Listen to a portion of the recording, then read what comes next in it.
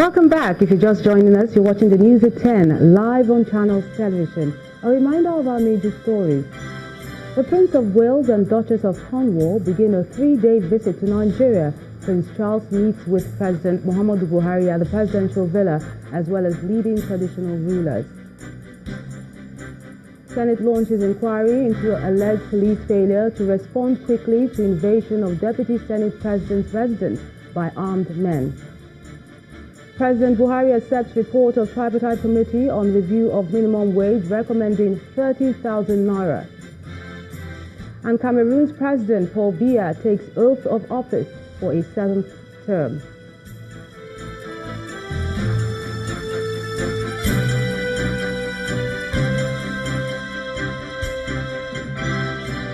ChannelsTV.com has more information for you, and go to youtube.com/channelsweb to view our videos. Watch us on your mobile device via your browser, or download the Channels TV app for Android and iOS devices from their respective stores.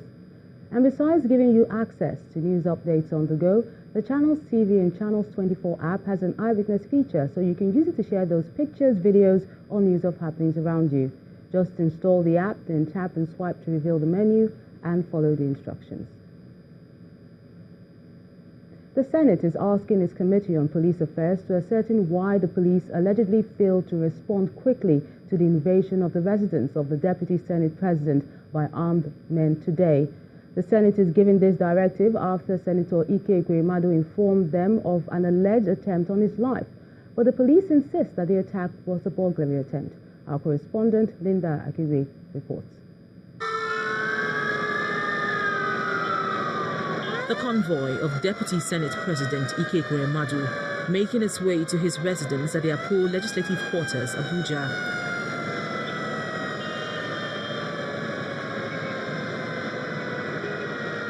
A few hours earlier, Senator Ekweremadu had raised the alarm that his home was invaded by armed men with intention of assassinating him, his wife and son.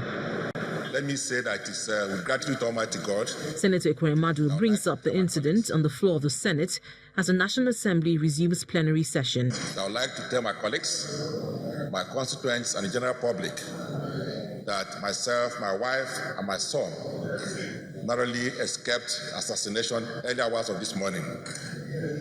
Distinguished colleagues, it was about 4 a.m. this morning that some people invaded the security in my house and got all the way to my room.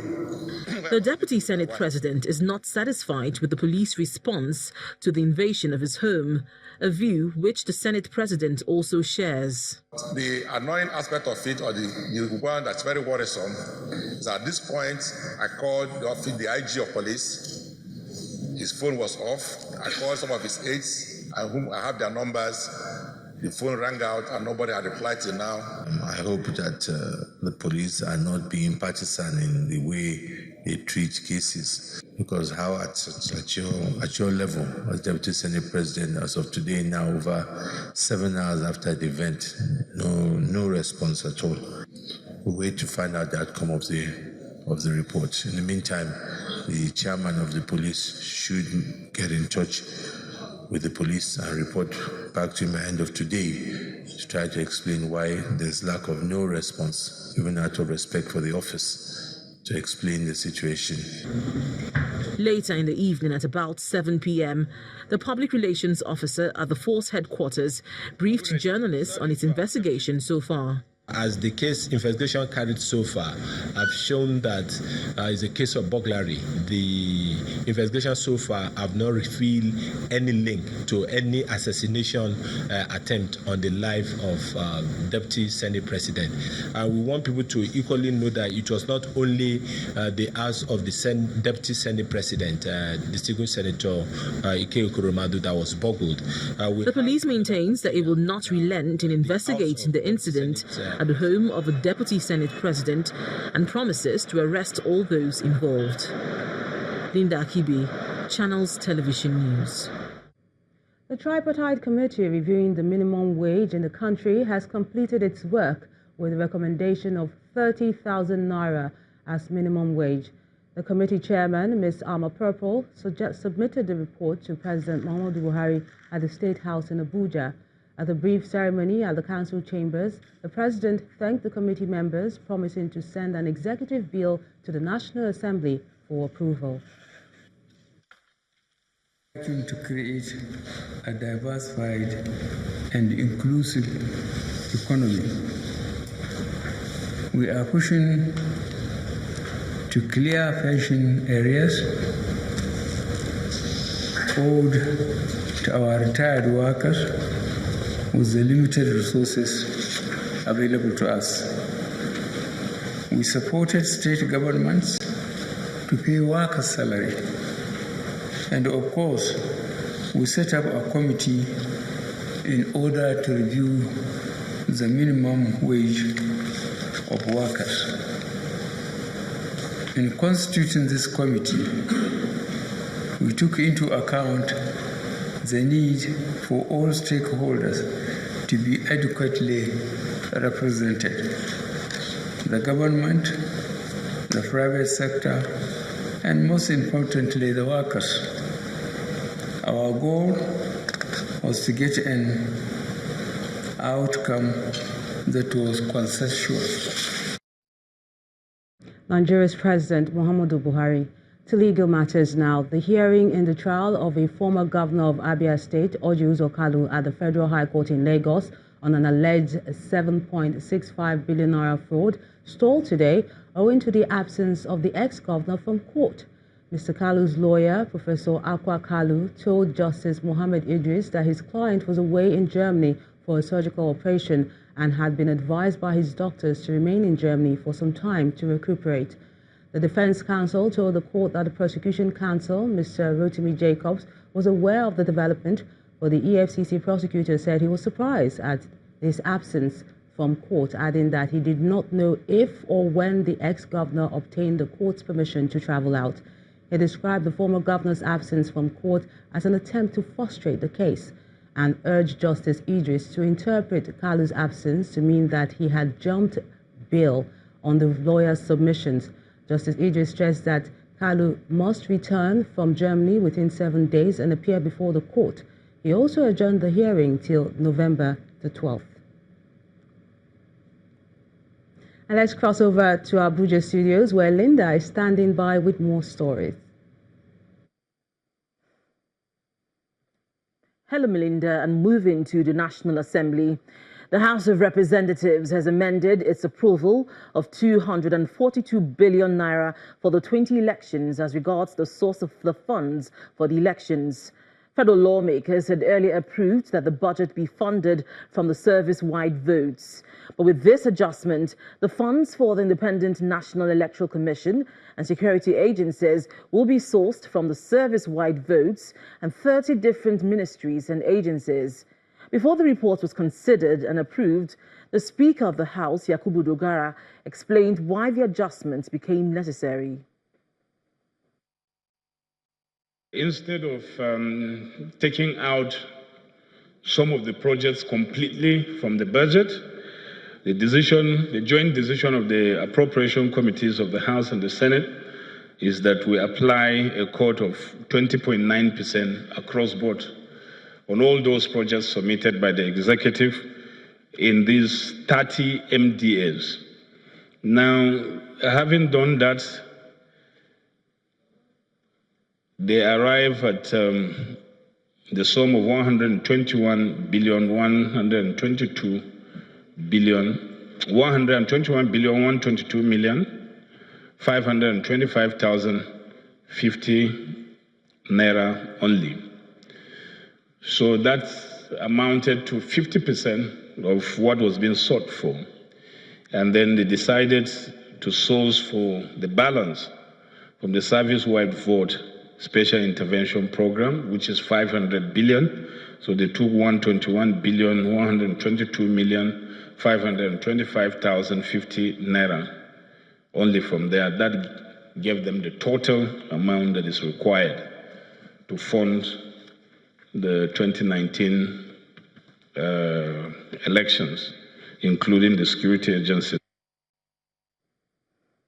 Meanwhile, as the 2019 general election draws closer, 4 members of the House of Representatives have informed the House of a defection from the ruling All Progressives Congress. The Speaker of the House of Representatives, Yakubu Dogara, announced the defection during plenary. Mr. Awoleye Dada defected to the Accord Party, Shegun Williams to Labour Party, Lawali Hassan Anka to the People's Democratic Party, while Mr. Adeshino defected to the African Democratic Congress. The Kano State House of Assembly ad hoc committee investigating bribery allegations against Governor Abdullahi Ganduje has resolved to continue with the probe in spite of a court injunction. Addressing a news conference, the chairman of the committee, Bafan Baba, explained that the court did not specifically order that the investigation should stop.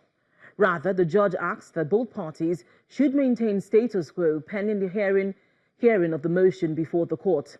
Mr. Baba says his committee intends to respect court injunctions, but will not allow it to interfere with their constitutional obligations. The Kano State High Court of Justice yesterday issued an injunction restraining the committee from further investigations of bribery allegation against the state governor. Youths from the oil-producing riverine community in Ilaje local government area of Ondo State have sealed off the office of the Niger Delta Development Commission in Ibokoda, the local government headquarters. The angry youths stormed the NDDC office to protest the alleged non-performance of the commission, which was established to initiate and implement development projects in the area.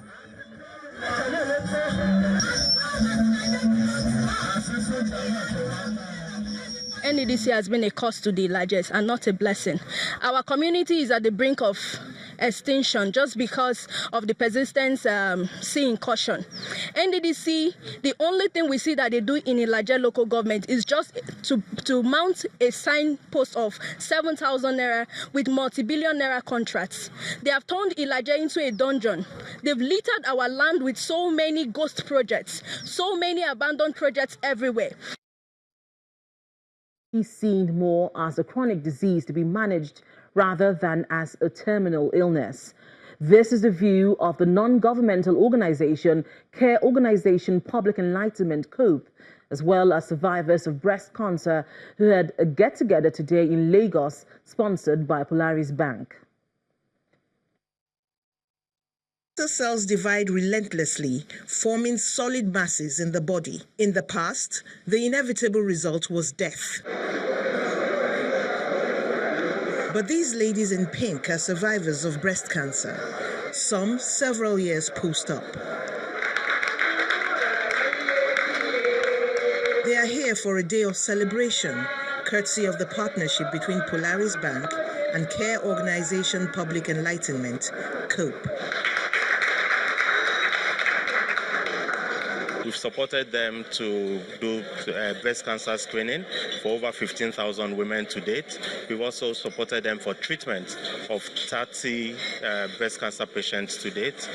We've provided funding for them to do equipment purchases. We have screening equipment for breast cancer that we've bought for them. Nenna Obasi, who had a mastectomy 5 years ago, is glad to be in the group of survivors. When I see them around me, it gives me hope, because when I started this journey in 2013, I thought nobody survives cancer. Indeed, it's becoming more common to be alive several years after a cancerous lesion has been removed. If you detect it and treat it early, you definitely will survive. Those that detected early and did the necessary things, yes, they're okay. According to the World Health Organization, breast cancer is the most frequently occurring cancer among women, affecting about 2.1 million of them yearly, while 40 Nigerians are lost to it daily. Now, with advance in technology, advance in medical research, you can live your normal lifespan. We're moving away from seeing cancer as, a death sentence to like a chronic disease. COPE has been in existence for 23 years. 20 of which have been in partnership with Polaris Bank in the fight against all cancers, especially breast cancer.